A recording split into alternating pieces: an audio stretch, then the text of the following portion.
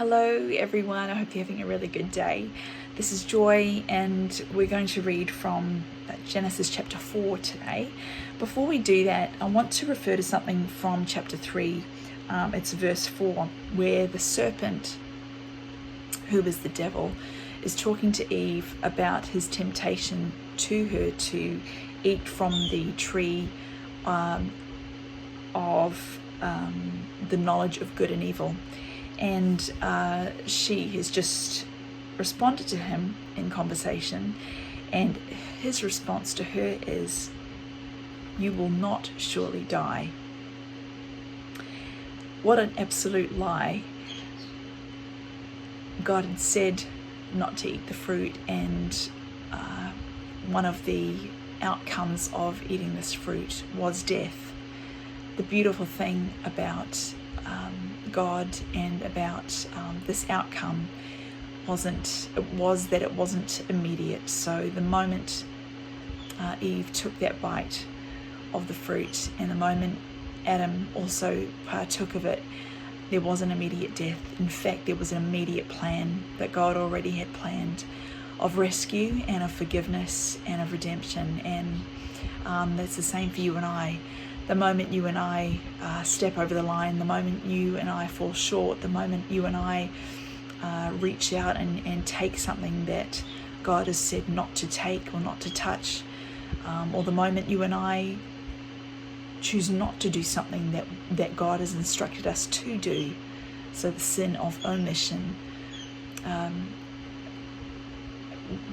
God's redemption, God's forgiveness is already made available to us through his Son, Jesus Christ. So what a profound and utterly profound and deeply moving passage, where we see the very first instance and not the last instance in humankind where we fell short, where we disregarded the instruction of God to stay safe, to stay within his boundaries of love, and to step over the line, falling way short of his glory. And the wages of sin, as we hear in the book of Romans, is death, but the death was not immediate.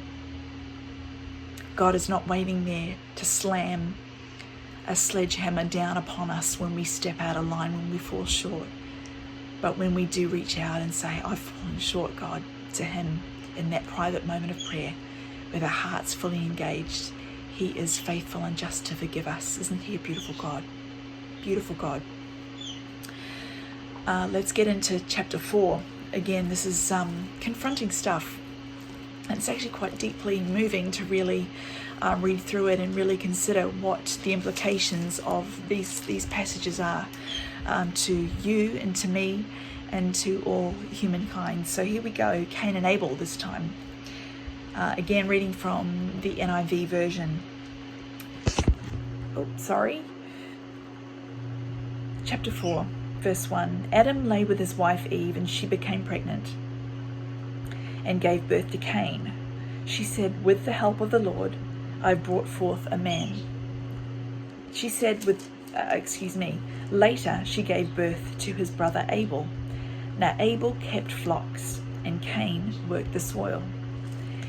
In the course of time, Cain brought some of the fruits of the soil as an offering to the Lord. But Abel brought fat portions from some of his firstborn of his flock. The Lord looked with favor on Abel and his offering, but on Cain and his offering he did not look with favor. So Cain was very angry, and his face was downcast.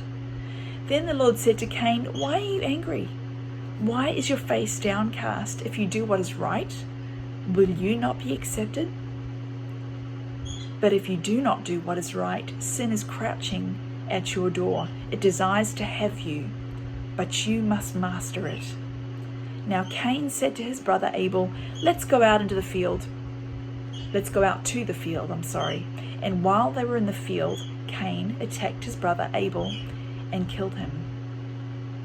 Then the Lord said to Cain, "Where is your brother Abel?" "I don't know," he replied. "Am I my brother's keeper?" The Lord said, "What have you done?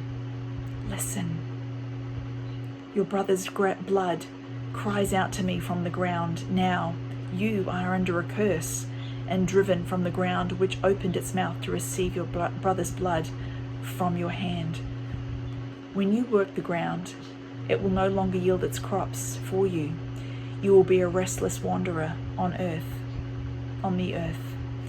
Cain said to the Lord, my punishment is more than I can bear. Today you are driving me from the land, and I will be hidden from your presence. I will be a restless wanderer on the earth, and whoever finds me will kill me. But the Lord said to him, no, not so. Or just not so. If anyone kills Cain, he will suffer vengeance 7 times over. Then the Lord put a mark on Cain so that no one who found him would kill him. So Cain went out from the Lord's presence and lived in the land of Nod, east of Eden. Cain lay with his wife, and she became pregnant and gave birth to Enoch. Cain was then building a city, and he named it after his son, Enoch. To Enoch was born Irad, and Irad was the father of Mehujael. Now I'm going to apologize in advance for incorrectly pronouncing some of these names, if not all of them. And Mehujael was the father of Methuselah, or Methusael,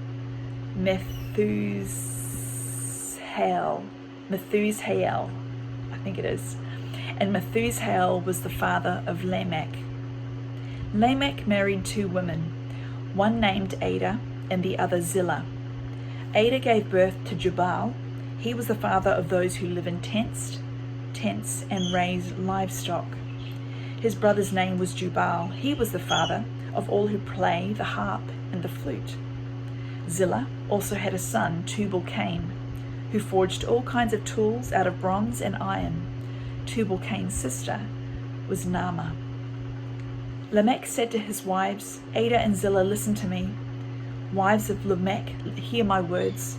I have killed a man for wounding me, a young man for injuring me. If Cain is avenged 7 times, then Lamech 77 times. Adam lay with his wife again, and she gave birth to a son and named him Seth, saying, God has granted me another child, in place of Abel, since Cain killed him. Seth also had a son, and he named him Enosh. At that time, men began to call on the name of the Lord. That's chapter 4 in Genesis. So much there. Thank you for listening. Thanks for sharing this journey with me, and I'll see you, Lord willing, next time.